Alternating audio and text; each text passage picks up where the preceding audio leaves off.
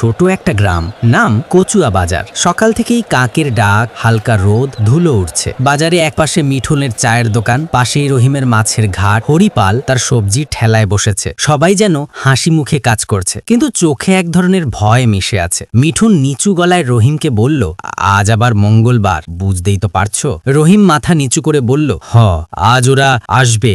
আগেরবার দেরি করেছিলাম তখন দোকান ভাঙার হুমকি দিয়েছিল। কিছুক্ষণের মধ্যেই বাজারের গলির দিকে জিপের আওয়াজ, ভ্রুম ভ্রুম। সবার বুক কেঁপে উঠল। জিপ থামলো। নামলো থানার দারোগা রমেশ সিং। মোটা গোঁ, পেটানো গড়ন, চোখে সানগ্লাস, সাথে 2 কনস্টেবল, কাঁধে লাঠি। রমেশ চিৎকার করে বলল, এই সবাই লাইন করে দাও, টাকা থানার সেফটি ফান্ডে যাচ্ছে। মিঠুন ভয়ে কাঁপতে কাঁপতে 200 টাকা এগিয়ে দিল। রহিমও দিল, কিন্তু হরিপাল চুপ। রমেশ তার দিকে তাকিয়ে বলল, কি হলো, তুই দিবি না? হরি কাপা গলায় বলল, বাবু আমার আজ বিক্রি হয়নি, কাল দেব। রমেশ লাঠি হাতে তুলে বলল, কাল বলছিস? আজই দিবি, না হলে দোকান উল্টে দেব। লোকজন তাকিয়ে আছে, কেউ কিছু বলে না। হরি অবশেষে পকেট থেকে কুচকানো 100 টাকা বের করে দিল। রমেশ হেসে উঠল, এই তো ভালো ছেলে।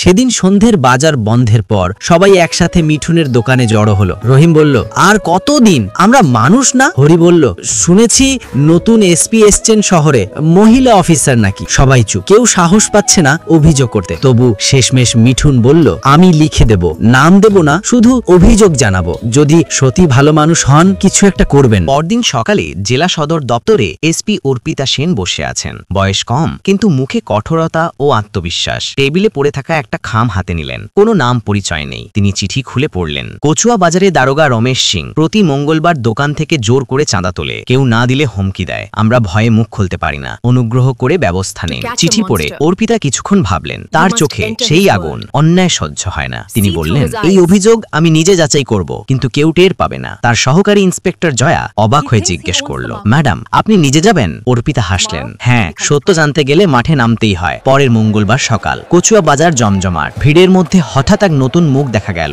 এক মহিলা, পুরনো শাড়ি, মাথায় ঘোমটা, হাতে কাপড়ের পুটলি। তিনি বাজারের একপাশে একটা কাপড়ের দোকান সাজাচ্ছেন। লোকেরা জিজ্ঞেস করলো, আপনি নতুন? তিনি হেসে বললেন, হ্যাঁ, নাম কমলা, পাশের গ্রাম থেকে এসেছি। কিন্তু কেউ জানে না এই কমলা আসলে এসপি অর্পিতা সেন। তিনি চুপচাপ বসে দেখছেন কে কখন আসে, কার কাছে কে টাকা নিচ্ছে। দুপুরের দিকে জিপ এলো। রমেশ সিং নামলো। আগের মতোই গর্জন করছে। 1 দোকান, 2 দোকান, সবাই টাকা দিচ্ছে। অর্পিতার নিজের চোখে সব দেখছেন। রমেশ তার দোকানে এসে বলল, এই নতুন, চাঁদা দাও। অর্পিতা নিচু গলায় বলল, বাবু আমি নতুন, দোকানে ঠিক মতো বসেনি। রমেশ লেগে উঠল, চুপ, থানার জন্য টাকা দিতে হয়, বুঝেছো? না দিলে মামলা খাবে। অর্পিতা ব্যাগ থেকে 50 টাকা বের করে বলল, এই টাকা সরকারের খাতায় যায় তো? রমেশ গাল দিল, বেশি কথা বলবি না, তুই জানিস না থানায় আমাদেরও খরচ আছে। অর্পিতা শান্ত গলায় বলল, আমি শুধু জানতে চেয়েছিলাম এই টাকা চাঁদা না কর, আইনের ভাষায় কোনটা? রমেশ হেসে উঠল, আইন আমি জানি, তুই জানিস না। ঠিক তখনই দূর থেকে হুইসেলের শব্দ। ভিড়ের মধ্যে ঢুকে পড়লো কয়েকজন লোক, কেউ ক্রেতার সাজে, কেউ চায়ের দোকানদার সেজে। সবাই হঠাৎ পুলিশ আইডি বের করলো। অর্পিতা ঘুমটা খুলে ফেললেন। রমেশ অবিশ্বাসের চোখে তাকিয়ে আছে।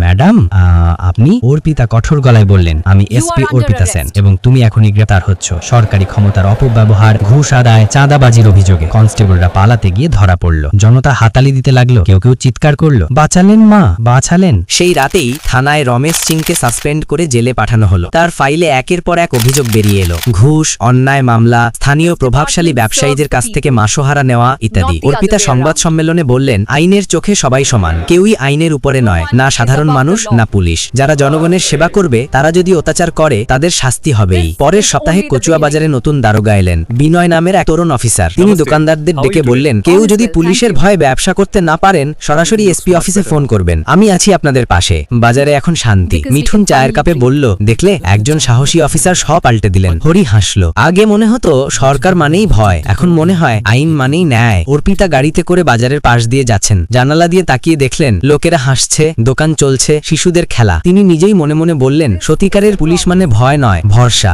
গাড়ি ধীরে ধীরে দূরে চলে যায়। বাজারের ওপর দিয়ে লাল সূর্য ডুবে যায়। সমাপ্ত।